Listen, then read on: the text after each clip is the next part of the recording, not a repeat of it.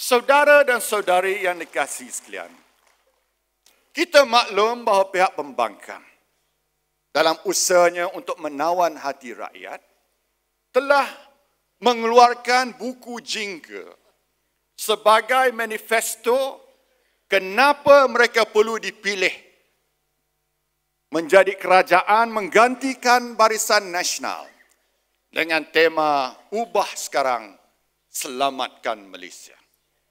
Dalam dokumen tersebut terkandung sejumlah 59 janji yang dikatakan akan dilaksanakan oleh Kerajaan Pakatan Rakyat.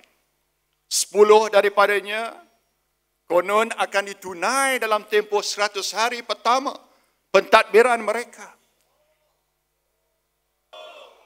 Sebaliknya, semua itu hanya nampak muluk-muluk. Padahal cerita yang betul tentang kesan buruk jika janji-janji tidak munasabah itu dilaksanakan, tidak pula disampaikan pada pengetahuan rakyat. Jika disenarai, mereka mendakwa kononnya mampu menjamin pendapatan purata bulanan setiap isi rumah Malaysia pada kadar RM4,000 sebulan. Menghapuskan tol dan hutang PTPTN. Memberi allowance khas kepada guru sebanyak RM500 sebulan. Menaikkan royalti petroleum hingga 20% kepada negeri-negeri antara lain. Mana mungkin semua ini diperbuat? Kerana natijahnya akan memusnahkan ekonomi negara. Antaranya, pada tahun pertama seandainya dilaksanakan, defisit bajet kerajaan pusat akan melonjak kepada hampir 30%. Kedua, menjelang tahun 2015, kadar nisbah hutang negara pada KDNK akan melambung kepada 140%. Pada tahun ketiga, kita akan mencapai tahap keparahan dan hilang kedaulatan negara seperti dialami oleh negara Greece.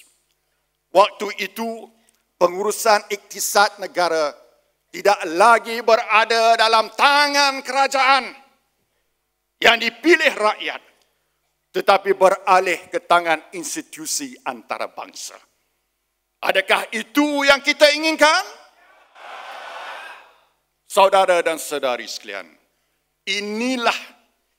inilah tahap kualiti dan hal ketidakmampuan perancangan ekonomi parti lawan. Namun ia tidaklah langsung mengejutkan kita. Kerana semasa krisis kewangan Asia melanda Malaysia pada tahun 1997-1998, terbukti Menteri Kewangan, saya ulang, Menteri Kewangan ketika itulah orangnya yang kini menjadi ketua pembangkang. Bukanlah pengurus ekonomi yang cekap.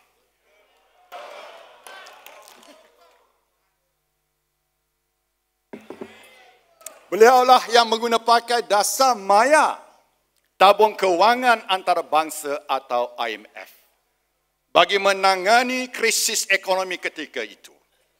Semua orang mengetahui IMF masa tersebut diketuai oleh sahabat karibnya.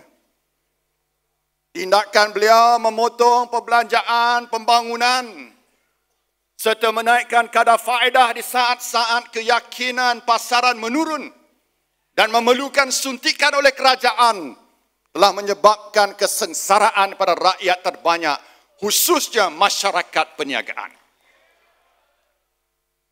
Orang ini memang selayaknya digelar sebagai sesumpah politik ataupun political chameleon bila bercakap di Amerika Syarikat dan kepada bangsa lain berbeza nadanya dan isinya bila bersyarah kepada orang Melayu dan orang Islam. Lain pula ceritanya. Semasa bersama kita dalam UMNO, caranya sekian. Sekarang jadi ketua umum pembangkang, segala pendirian dan PL-nya berubah pula. Kalau ikut pepatah dulu, orang menyebut, orang ini lidahnya bercabang. Jelasnya, tiada orang boleh meneka watak sebenar beliau yang secara terang-terang mendukung usaha menjamin keselamatan Israel pada kala dunia mengutuk rejim Tel Aviv yang kejam kerana membantai, mengganyang umat Islam di Gaza. Akan tetapi apabila kerajaan membentang usul mengecam Israel di parlimen, dah dia menyokong pula. Heran.